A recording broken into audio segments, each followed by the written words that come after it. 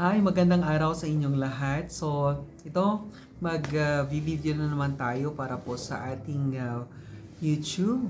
So, ngayon itutuloy po natin yung topic natin kasi may mga nagtatanong regarding sa tree cutting permit, maging yung mga iba pang mga kinakailangan, ano yung mga kailangang iproseso, ano yung ibang mga gagawin nila kung sila po ay nahuli, mga ganun po ng ating authorities. So, unahin muna natin yung isa sa mga katanungan nila regarding sa ating batas na PD 705, kung bakit may batas po tayo at kung bakit nagre-require ng tree cutting permit bago po magputol ng punong kahoy. And of course, kung itra-transport yung mga punong kahoy, bakit kailangan may transport permit?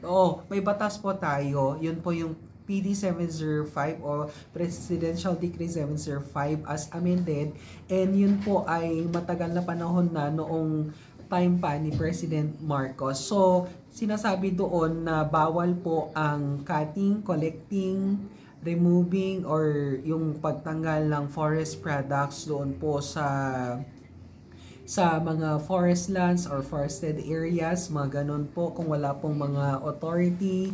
So, makikita nyo po sa inyong screen yung mga bawal po. And kung bawal po yan, ay kinakailangan po na mag-secure po tayo ng mga permit sa DENR kung tayo po ay magpuputol ng punong kahoy. So, ano po yung gagawin? Punta lang po kayo sa nearest Senro.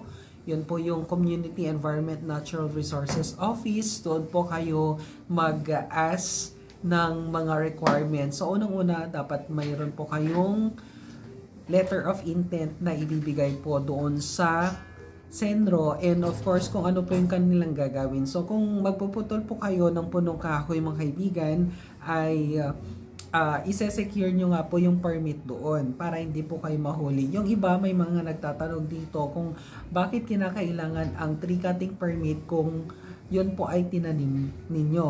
Unang-una, may batas po tayo, so kailangan sundin yon. So kung kinakailangan, based po sa mga regulations ng ating gobyerno, yun muna yung i-secure natin. Pangalawa, meron po kasi tayong tinatawag na kung ikaw yung nagtanim ng punong kahoy kahit sa private property mo, kahit ikaw po yung nagtanim po, ay kinakailangan na mag-secure ka pa rin ng tree cutting permit. Pero kung may certification na binigay sa iyo ng DENR when you planted your seedlings, ay dapat yun po ay naka-register. Unang-una, naka-register muna, tapos bibigyan po kayo ng certificate na pagmamay-ari nyo po yung mga seedlings na yon na lumaki, naging puno. Ang advantage po nun, mga kaibigan, ay mas madali po kayong makasecure ng permit sa DENR kasi may papakita po kayong document na kayo po yung nagtanim. Compared doon sa mga sinasabing tinanim nila pero wala pong certificate na nagse-certify or nagsasabi na tinanim po nila yung punong kahoy na yon, ay kailangan nilang dumaan doon sa regular na pagkuha po ng regular na proseso na pagkuha po ng tree cutting permit. Ganun po yung mangyayari doon, magkaiba. So, lalo na ngayon, advantage po nung mga may alam doon sa mga regulations ng gobyerno kung sila po ay magtatanim ng kanilang punong kahoy. Halimbawa, kung kayo po ay may plantation, no? Kung registered yan, it would be better sa inyo na ipakita nyo yung inyong certificate na kayo po yung nagmamay-ari niyan, mga kaibigan. And nakikita nyo po sa inyong screen yung sample po ng certificate na yan.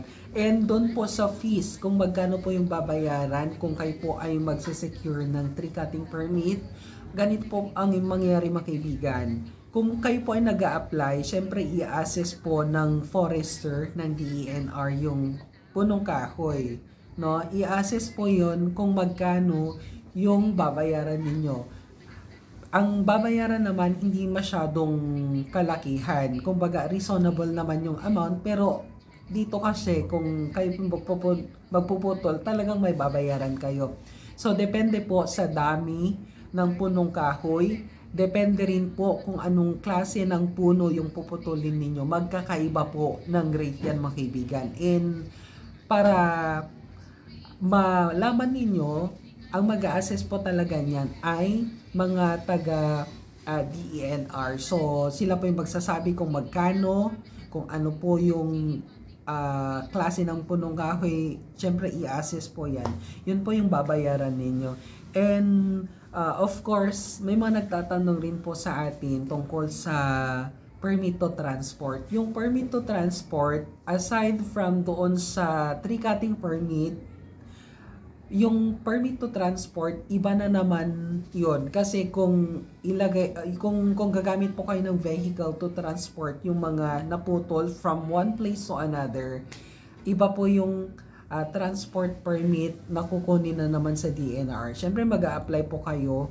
Tapos kung may mga checkpoint, yun po yung ipapakita ninyo. Kasi kapag wala pong transport permit na naman yun mga kaibigan, pwede pong makulong kayo, yung driver, yung mga puno or yung mga na chainsaw, no, na nilagay doon po sa sasakyan ay pwedeng kukunin na naman ng authorities yon. Tapos yung custody mapupunta sa DNR, pati po yung sasakyan ninyo pwede pong kunin po nila yon. So ganun po yung mangyayari. So ayan, makikita nyo po dyan sa inyong screen yung ibang mga videos ko patungkol doon sa ibang proseso, kung ano po yung mga gagawin, at saka yung ibang mga lectures natin nandyan din po. So nasa link po natin, pwede rin po kayong, o pwede nyo pong ipindot yung link po natin para po mas mapanood nyo and mas ma-clarify po ng mas malalim sa inyo.